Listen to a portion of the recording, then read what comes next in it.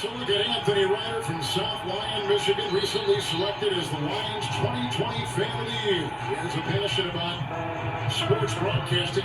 With the 112th selection in the 2021 NFL Draft, the Detroit Lions select Amon-Ra St. Brown, wide receiver, USC. One pride, baby! Yeah!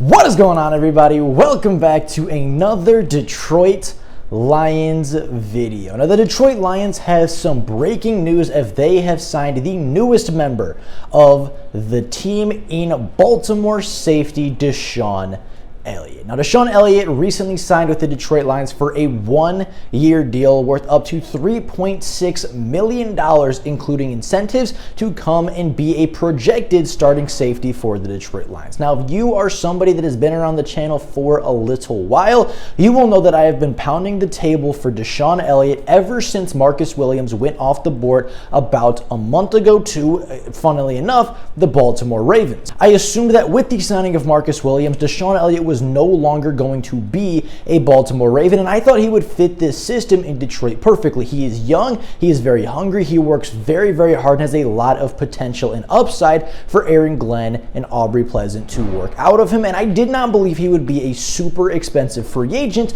but would still very much upgrade the safety position on the Detroit Lions roster, and apparently Brad Holmes, Dan Campbell, and the rest of the coaching staff felt the exact same way, as late into the night a few days ago, DeShon Elliott, as I mentioned, was signed to a one-year deal worth up to $3.6 million to the Detroit Lions. Now, DeShon Elliott has started 22 games over his NFL career so far, totaling 109 tackles, 6 tackles for loss, 3.5 sacks, 2 forced fumbles, 7 passes defended, and 1 interception. And although you might look at these statistics and say there's nothing really that special here, why are we so excited about this guy that has 1 career interception in 22 career games, a guy that only has 7 passes defended, doesn't really force a lot of turnovers, isn't really anything special on the stat sheet? Well, the only thing that I really need to say about this guy is that the Baltimore Ravens felt comfortable cutting the All-Pro Earl Thomas because they felt like DeShon Elliott earned reps over him.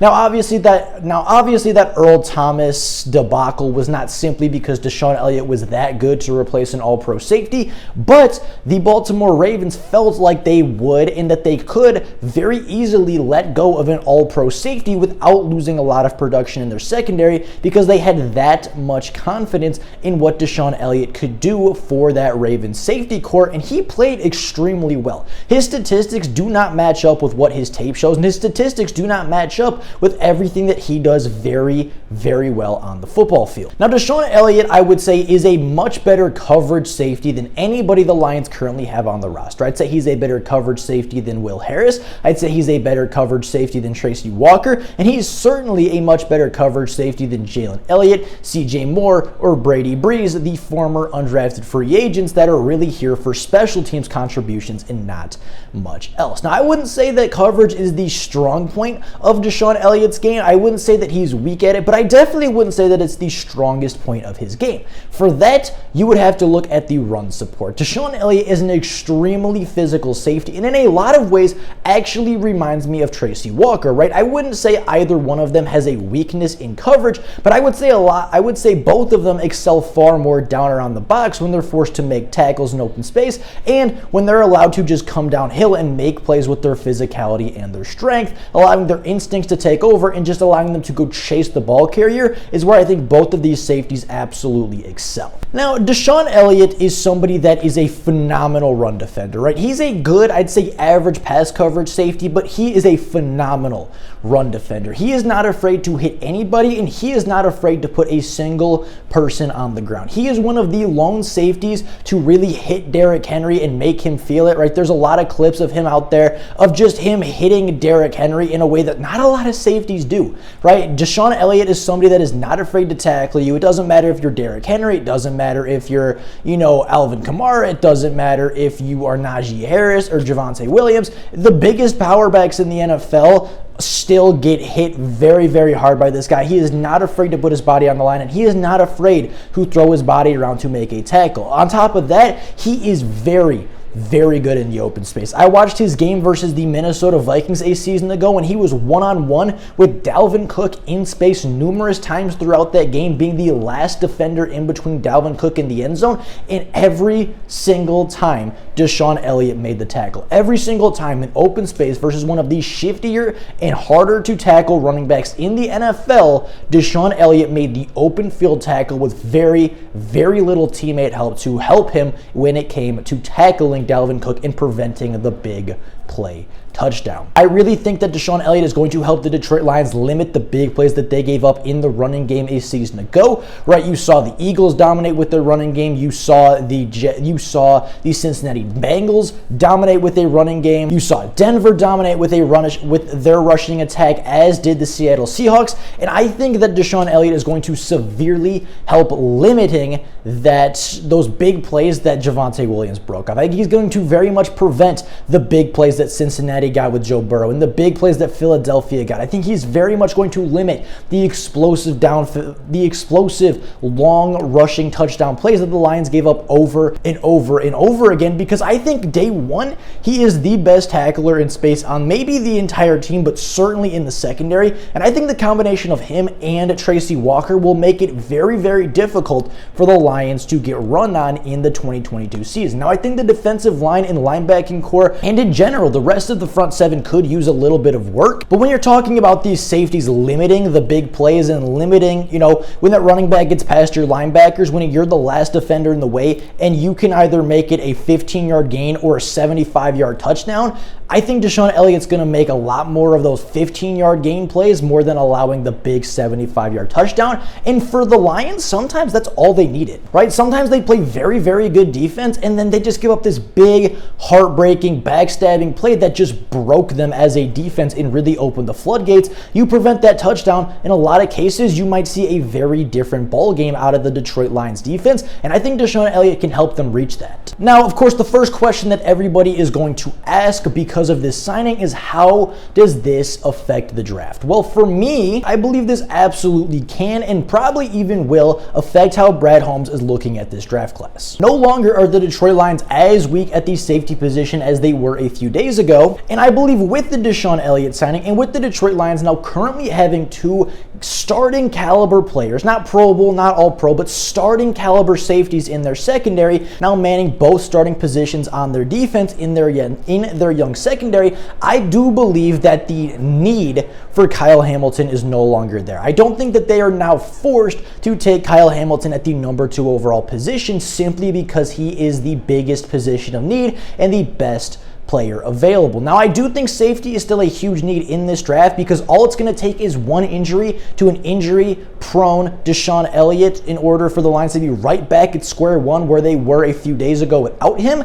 But I do think that with his presence, you no longer need that safety at number 2. Not that Kyle Hamilton isn't still a very realistic option, because I think Kyle Hamilton is still the best player in this class. I think he'd still be the most impactful player in this class. And on top of the fact that DeShon Elliott is only here on a 1-year deal, and the Lions only have one safety on the roster for 2023 as of right now before re-signings, I do think Kyle Hamilton coming in, being the best player available, being the best coverage safety on the team when he arrives day one in Allen Park, and just having that opportunity to get a long-term answer at the coverage free safety position, I do believe Kyle Hamilton is still very much on the table at number 2, and if it were up to me, I would still very much take Kyle Hamilton at the number 2 overall pick. As I mentioned, there's only one safety currently rostered through 2023, and that is Tracy Walker. And Tracy Walker, for as good as he is and for all the things that he does well, he is not a great deep coverage safety. Neither is DeShon Elliott. They're both fine at it, but we want somebody that is amazing. We want somebody that is top tier in that coverage aspect of the game, and that player is Kyle Hamilton. I think Kyle Hamilton still is very much in play for the number 2 overall pick, and I would not be shocked if Kyle Hamilton is still the name that's called at number 2 for the Detroit Lions. But with this pickup, I think it now no longer forces the Detroit Lions to go at the safety position early in this NFL draft. I think it allows them to wait until a little bit later, wait until the second, third, or maybe even day 3 before addressing the safety position heavily. I still think they could even draft 2 safeties in this class, but I think 1 is absolutely still necessary for the depth and for the talent of this safety room. But with the signing of DeShon Elliott, I think it makes the reality of drafting Kayvon Thibodeaux or Malik Willis a much greater scenario. Now that the Lions don't have that need at safety for number 2, they can now afford to take Malik Willis and sit him for a year. They can now afford to take the best edge rusher in the class, even though it's not the biggest need. They now have a quality starter at every single starting position for the Detroit Lions, so they can take the best player on their board regardless of need. And if that is Kyle Hamilton, I still believe it will be the pick. But if it's Kayvon Thibodeaux or Aiden Hutchinson or Trayvon Walker even, I then believe that will also be the pick. This signing by the Detroit Lions allows them to be much more flexible in the NFL draft and allows them to take their highest graded player more so than their highest graded safety at the number 2 overall position. So with all that being said, that is all for you guys today. Let me know what you guys think about the signing down in the comments below. For me, this is a 10 out of 10 signing. I've been waiting and I've been asking for this player for over a month, and he is finally a Detroit Lion. And better yet, it's on a very cheap deal as well. So with all that being said, that is all for you guys today. Let me know down in the comments below what you think about the most recent signing by the Detroit Lions. But with all of that being said, that is all for you guys today. Thank you all so very much for watching, and until next time, and as always, go Lions!